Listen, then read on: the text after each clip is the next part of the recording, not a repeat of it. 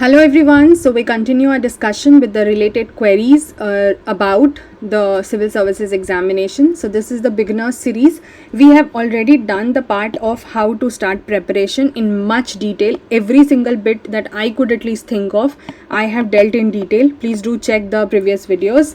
Now we talk about the very important thing, that is when to start preparation. See, overall I have made this series for the people who are targeting 2024, but since if you're a beginner and if you target 2025 or further, I think this particular segment is going to be relevant for you and really helpful.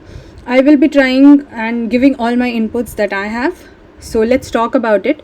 Firstly, let's talk about the people who are in school, because I do get queries from many such people. Even there are people who are in standard 9, 10th, 11th, 12th and they are attending classes and whatnot. Okay, so firstly, I respect your dream. I respect your motivation to work towards this examination, and your awareness also that firstly you're clear what you want to do, secondly you have already started working for it. Very good. But the school time and the college time, they are the very prime years of your age, your life. Okay, this should not just go into studying about a competitive examination. So do I say that you should not prepare? Absolutely not. How do you manage it? So what you can do is, if you are in school, let's say I'm assuming 11th or 12th class student, ठीक है, अगर आप उसके पहले के भी हैं तो accordingly you manage your thing. But let's say अभी के लिए I'll just talk about, let's say 11th or 12th class student. So whatever your subjects are, let's say you are a science student or a commerce stream or art stream, I am not aware about it. तो social science वालों के लिए तो फिर भी things are slightly easier for the reason that you already get many of those things done in the school only, the school books. तो वहाँ आप उसको बहुत अच्छे से कर लीजिए.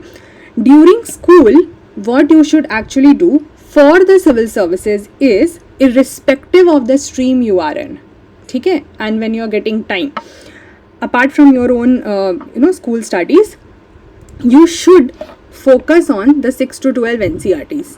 ठीक है, this is the prime time you should do this.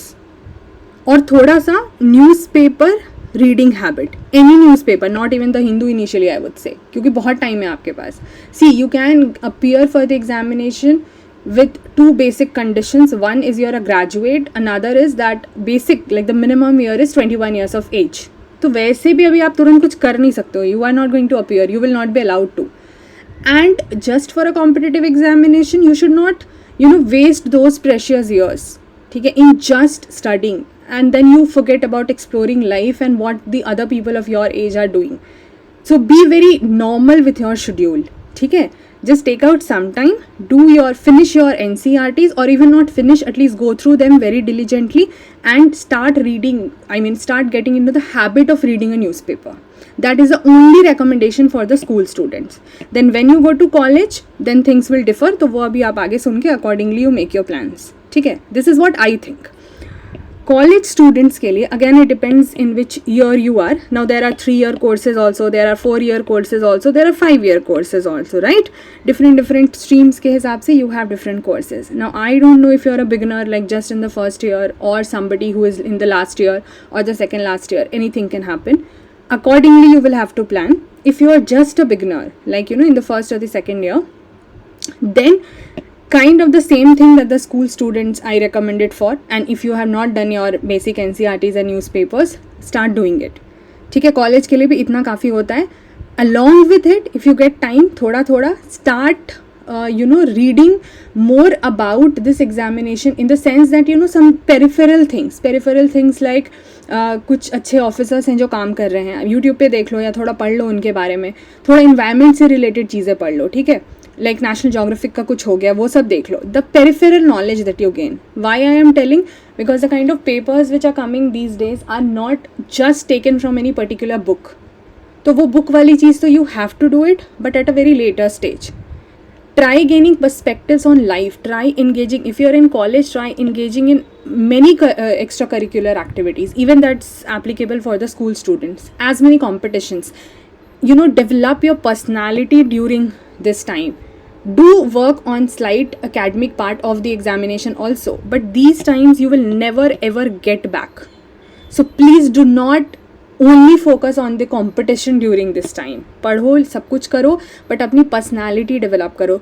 Find your hobbies, do extra curricular activities, because in the long run even they will be helpful in your making your CV, right. And also even during UPSC डैफ में भी वो चीज़ें काम आएंगी. Hobbies में आप कर सकते हो, अपने एक्सपीरियंस बता सकते हो, वो आपको फर्दर जाके एक इंपॉर्टेंट फील्ड दे सकता है जहाँ आप काम कर सकते हो. तो वो जो बैकग्राउंड बिल्डिंग होती है ना, apart from the academics, that happens here. So all the non-academic things also should happen here. If you are in the last year of college and let's say you are planning to appear right after your graduation or with the final year of graduation, because even the appearing students are allowed to give the exam, the first attempt, then I assume that you must have done some part of your CSE preparation already. ठीक है, उसमें तो फिर आपने ज़रूर करा होगा, तभी आप अटैम्प्ट लेने का सोच रहे होगे. तो if you have done this, then it's okay, go ahead with that. And accordingly, after your first attempt, you will yourself understand that are you in a situation of where you are lacking and where you are already having those strengths. So are you in a situation of taking a break after it, or maybe you can do with a job? All those things you will be able to decide then. ठीक है. अब if I talk about those school students जिनसे अभी मैंने बात की, the 11th and the 12th standard students, so if you are very clear and if you are done with your basics here during the school, then you will do all your advanced studies during the college. ठीक है. So let's say minimum अगर हम बात करते हैं, if somebody is taking a 3-year course, so if somebody is taking a 4 or 5 years, वो तो accordingly expand हो जाएगा. But let's say minimum 3 years, then during the college time you will be able to do your advanced studies. And then of course in the last year along with your graduation you can appear for the paper also. ठीक है. This is how you plan. Let's talking about those people who are starting little late and are in the job. ठीक है. अब job वालों के साथ दिक्कत यही आती है ऑफकोर्स टाइम की and managing everything, but job is a very very important factor to keep you sane. आपकी मेंटल स्थिति बहुत अच्छी रहेगी because you are not taking gaps, you are having your own financial stability, which is the huge factor. You might not realize it initially, but you will realize it at some point of time in life. This is the huge, no matter आप कितने भी अच्छे family से belong करते हो, financially I'm talking about, no matter, you know, आपको सब सारी सुविधा मिल जा रही है, you are privileged and you have that background, everything okay, but still again here also I talk little bit about it. लेकिन अगर आपके पास खुद का पैसा है, you will have that security and you will not have the fear of losing anything. So even if you are appearing and let's say God forbid, but in case you do not clear, you know, let's से इन some initial attempts, you will not have anything to lose, और आपकी एक तरफ वो professional life build होती चली जाएगी. Then like how do you manage time के कॉन्टेक्स्ट में? See, there are 2 things I would suggest. First, go through couple of topper videos of the people who have cleared this examination while working, because they will be the better people to talk about it in detail. ठीक है? But their schedule and your schedule would not match. That is pretty obvious. So you will have to make your own timetable as per the schedule that you are following. You know, what's the time slot that you get and कितनी finances हैं, कितनी जिम्मेदारी हैं family के, आप married हो, unmarried हो, if you are a male, you are a female. See, every factor matters here. तो वो सब कुछ consider करते हुए in the job factor, you will consider those points. But I will personally recommend one thing. If you have the leverage of number of attempts or age while you are working, so let's say अगर आपको कम time मिल रहा है, 3 घंटे 4 घंटे 5 घंटे जो भी है, even if you're getting let's say only 3 hours, so just do not panic. Focus on your work and keep this alongside. तो जो बाकी लोग 1 year में करेंगे preparation and then attempt, आप 2 years ले लो ना. If you have the leverage of number of attempts and age, if you have, again you know that's very conditional. But if you have, तो क्योंकि आपको कम टाइम मिल रहा है तो इट्स ओके, आप टाइम ड्यूरेशन बढ़ा लो ना प्रेपरेशन का. Ultimate aim is to clear and not indulge in, you know, and not get involved completely in this web and not being able to break it. तो वहाँ पे आप उसको अपने अकॉर्डिंग कस्टमाइज़ कर लो and trust me, you will be very good to go. You will be actually in a much better position than the ones who are taking off and studying. ठीक है? Also, because when one is very mentally stable or let's say mentally calm, आपका जो input और output दोनों होगा वो बहुत अच्छा होगा, प्रोडक्टिविटी बहुत हाई होगी. And when we have time constraints, that we have very limited time and we have to do a lot of work, we are actually more productive. When we have lots of time, then we somehow end up wasting it, either in procrastination और somehow laziness और somehow not being able to figure things out. But जब time जैसे होता है ना, exam pass आ रहा होता है and you have limited time, so you put all your energy efforts into that preparation. तो बस उसको ऐसे ही मानना है कि मेरे पास बस इतना ही टाइम है और इसी में मेरे को करना है. ठीक है. Let's talk about when to start preparation with respect to the idea of number of attempts. Now you know the basic जो UPSC का schedule है for the unreserved category. We have six attempts and the age limit is 32 years. ठीक है. And accordingly number of attempts keep on increasing with the subsequent categories and accordingly the age. तो ये सारी चीज़ें आपको, जो ये आपको मैंने उस दिन नोटिफिकेशन दिखाया था UPSC का, जहाँ हमने सिलेबस की बात की थी, उसी के जब आप डिटेल देखोगे, I will still not be able to exactly find it out, it will take time, but you find in that only, जहाँ पे भी एज वाला क्राइटेरिया और अटैम्प्ट वाला होगा, एग्जैक्ट नंबर्स आपको वहाँ से मिल जाएंगे and you will find it out. ठीक है. अब बात करते हैं तो नंबर ऑफ अटैम्प्ट्स के केस में क्या होगा. If you are a beginner, again आपके पास पूरे 6 अटैम्प्ट. अभी for the timing I just talk about the unreserved category, ताकि बाकी कैटेगरीज के लोग अकॉर्डिंगली अपना एज का वो एडजस्ट कर लें, because in talking about each of the 5-6 categories would be difficult right now. तो हम बेसिक जो मिनिमम होता है 6 साल का, उस पर बात कर लेंगे, बट आप उसको अकॉर्डिंगली अपने हिसाब से एडजस्ट कर लीजिएगा.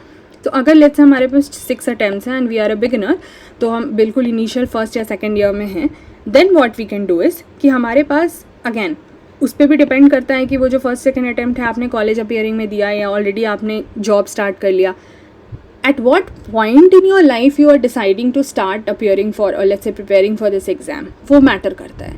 तो उस टाइम पे बहुत से फैक्टर्स काम कर रहे होंगे. आपके पास फैमिली की कितनी रिस्पॉन्सिबिलिटी, आपके हेल्थ कंडीशंस कैसे हैं, आपके फाइनेंशियल कंडीशंस कैसे हैं.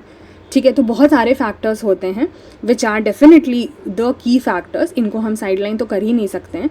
तो वहाँ पे हमें ये चीज़ ध्यान देनी है कि अगर हम इनिशियल अटैम्प्ट्स में हैं तो हम इतना कोशिश करें that we clear as soon as possible, क्योंकि इस लूप से निकलना बहुत ज़रूरी होता है. तो the sooner you clear of course the better it is. But वो 1 साल का होगा या 2 साल का होगा, वो आपको देख लेना है. If you take a off, let's say if you are not in a job, तो आप 1 से 2 serious attempts you can still give without a job. लेकिन उसके बाद as everybody says yes there should be a plan B और a backup option. ठीक है. जहाँ पर you can fall back upon. ये हमेशा ही होना चाहिए. ये चीज़ें बहुत क्लियर होना चाहिए. अगर मैं आपको अपने बारे में एक चीज़ बताऊं, जब मैंने तैयारी शुरू करी थी, मैंने उसके पहले ही like after my graduation and before I actually jumped into this whole thing of preparation, in between that I did my B.Ed. I did it from one of the topmost institutions in India, the Jamia Millia Islamia University, and that very year I got selected in 3 of the competitions, and I actually attended classes also. Like I initially enrolled in masters in Jamia, I got selected for it, and all of these had their entrance examinations. ठीक है. ऐसा number पे कुछ नहीं मिलता था, examination होता था. So masters in history from Jamia, I attended the classes for 2 weeks. Then the results came out for Delhi University Masters. I qualified there also. Now Jamia from my place was around 2 hours का distance था, and metro भी उस time पे उतनी end तक connected नहीं थी. काफ़ी मुश्किल होता था, financially also काफ़ी मुश्किल हो रहा था. So I withdrew my application from there after attending 2 weeks classes because of the conveyance. And both Delhi University and Jamia are pretty good for the masters. So वो issue था ही नहीं मेरे लिए. Both are central universities. Then I joined my classes like for 2 weeks masters का in Delhi University. After 2 weeks again Jamia का B.Ed का result आ गया था. ठीक है. Bachelors of Education which is for school teaching, उसका आ गया था. तो then I again withdrew the application and I came here. The reason being कि मास्टर्स तो मैं बाद में कहीं से भी कर लेती. मास्टर्स में क्वालिफाई करना एक्चुअली उतना भी टफ नहीं था, लेकिन B.Ed क्योंकि नंबर ऑफ़ सीट्स का इतना इशू नहीं था और वो कहीं दूसरे जगह से भी हो जाता. But B.Ed from a very good institution, there are very few good institutions in India. B.Ed कराने वाले तो हर गली मोहल्ले में मिल जाते हैं, but very few good institutions I am talking about. One is the Jamia Millia Islamia university. तो वहाँ पे सिर्फ 12 सीट्स थी हिस्ट्री की, जिसमें 6 seats was reserved because that's community institution. 6 seats was available for everybody else, and I qualified as one of the people in those 6 seats for history. So of course that was a very conscious decision, क्योंकि ये degree उस time पे लेना ज़्यादा ज़रूरी था. Masters बाद में भी हो जाता, which I actually did. I did it from distance, I did it later.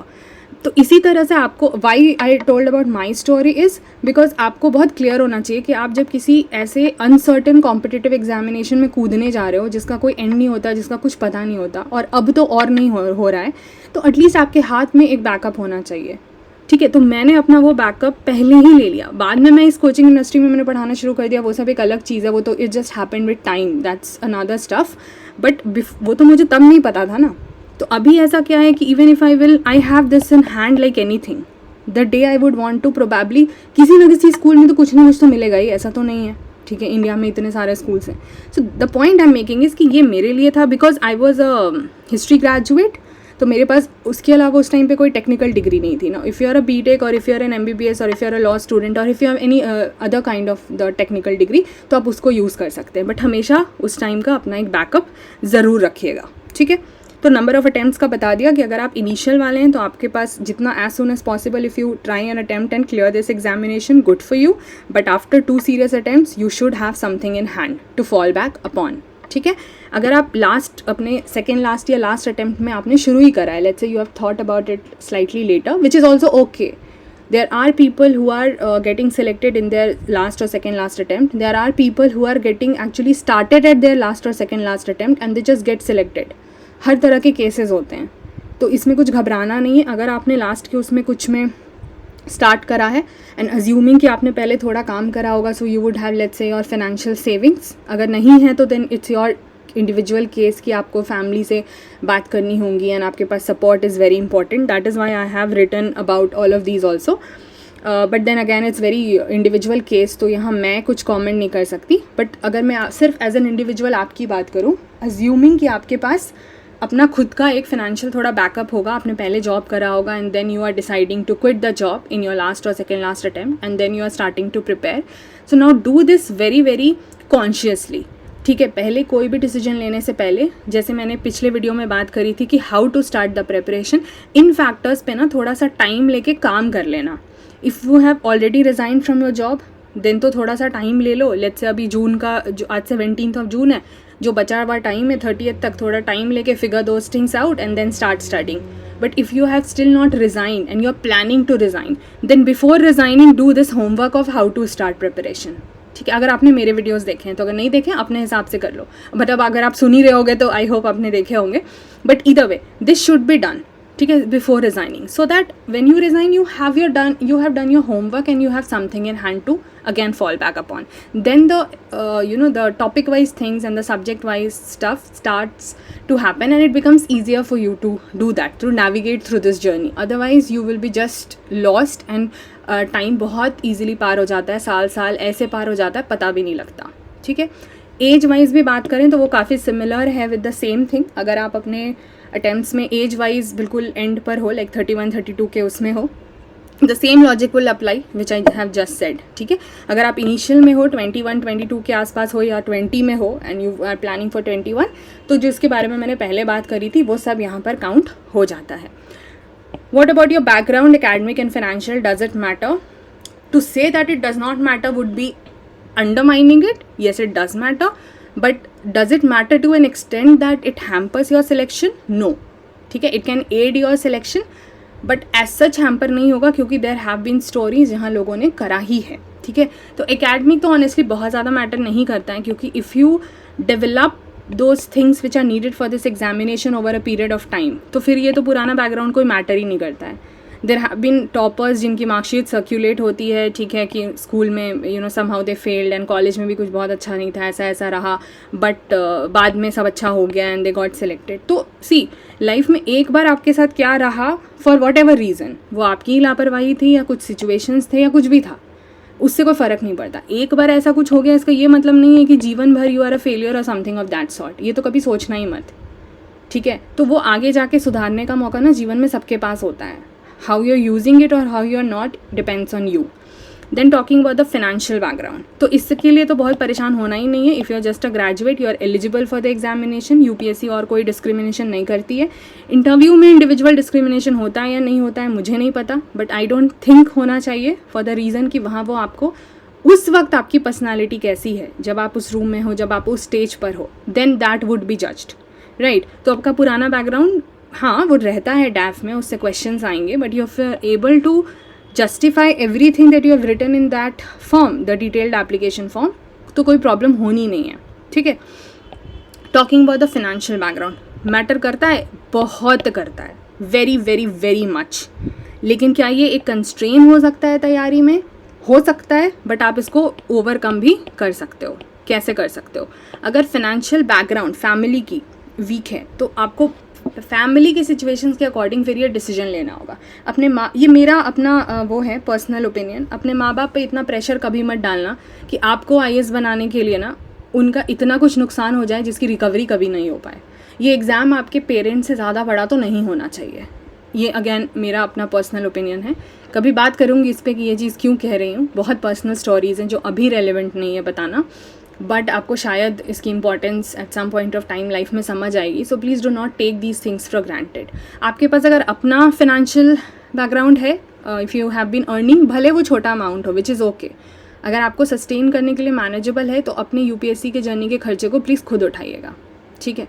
और अगर पेरेंट्स से हेल्प भी ले रहे हैं तो बस इनिशियल स्टार्टिंग ईयर्स में ले लेना, उसके बाद कोशिश करना कि जो भी इसमें खर्चा करो, चाहे वो एक बुक खरीदने का हो, चाहे कॉपी खरीदने का हो, चाहे कोचिंग में इनरोल करने का हो, चाहे टेस्ट सीरीज़ खरीदने का हो, चाहे कहीं भी पैसा लगाने का हो, but try do it from your own money.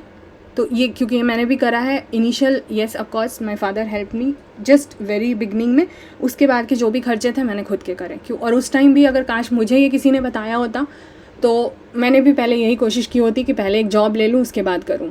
उस टाइम तक जिम्मेदारी इतनी समझ नहीं आती थी, जब बाद में लाइफ ने सिखाया तो आज उस एक्सपीरियंस से बोल रही हूँ। तो इसलिए अगर आप यंग हैं और आप इसको सुन रहे हैं तो पहले अपना फिनेंशियल बैकग्राउंड बिल्ड कर लो थोड़ा सा भी, और अगर फैमिली से हेल्प ले रहे हो तो बहुत मिनिमल हेल्प लो, उनके ऊपर प्रेशर मत डालो, ठीक है। अगर बहुत हम्बल बैकग्राउंड से आप हो, कुछ ऐसी बहुत परेशानियाँ हैं, look for how you can first get some work, छोटा मोटा वॉट एवर, ठीक है, ताकि आपकी फैमिली का भी सपोर्ट हो जाए। और अगर फैमिली का सपोर्ट ना भी हो तो एटलीस्ट खुद को तो संभाल लो। तो कम से कम परिवार के ऊपर से वो एक्स्ट्रा जो चीज़ है ना, जिसकी कोई सर्टिनिटी भी नहीं है कि लगा दिया और उसका रिजल्ट मिलेगा या नहीं, उसकी गारंटी नहीं है, तो वो जिम्मेदारी कोशिश करो खुद पर लेने की, ठीक है।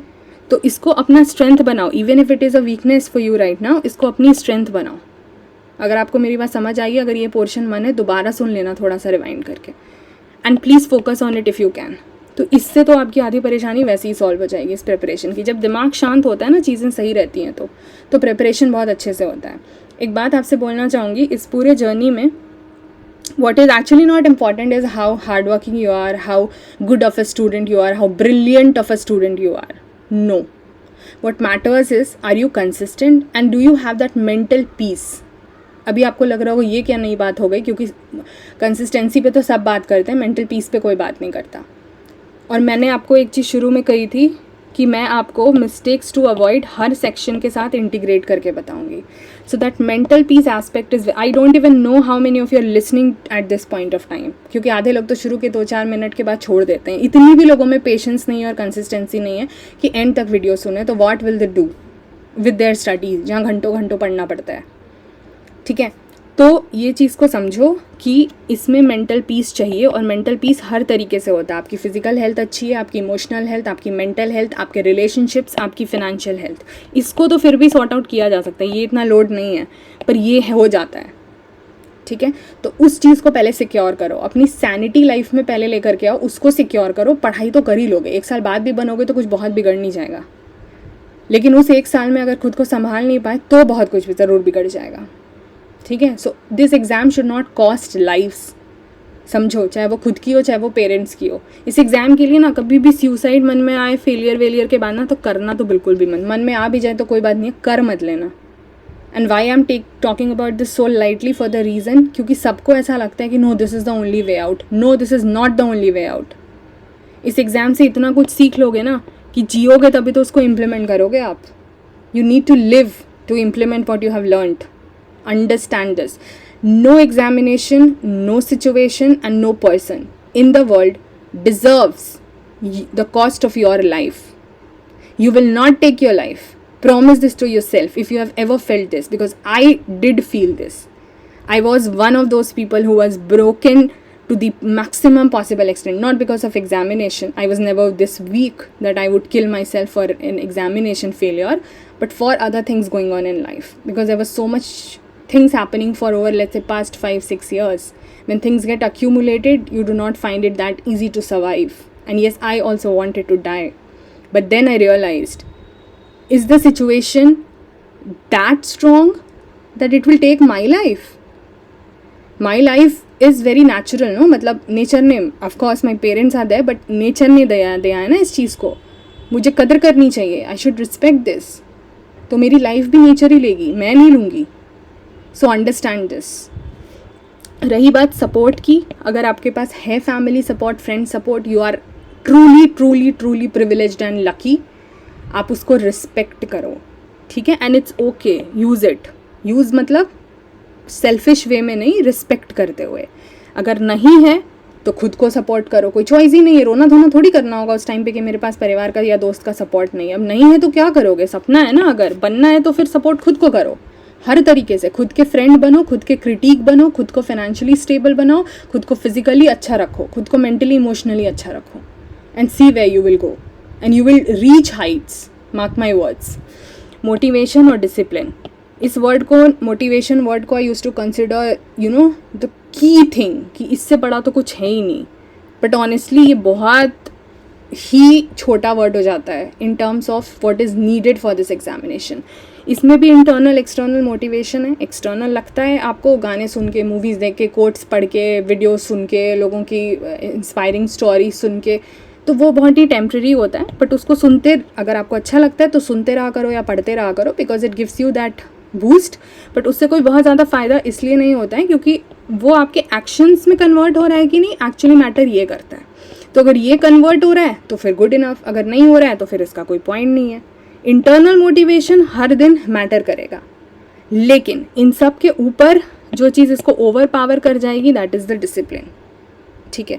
अगर आपने ये फॉलो कर लिया, even if you are not motivated, if you are pushed yourself to do this, even if you are not motivated, you will get through. But if somebody is strongly motivated but still not working with discipline, they will not be into it. Simple सी कहानी है, simple सी logic है इसमें, ज़्यादा कुछ कोई rocket science नहीं है.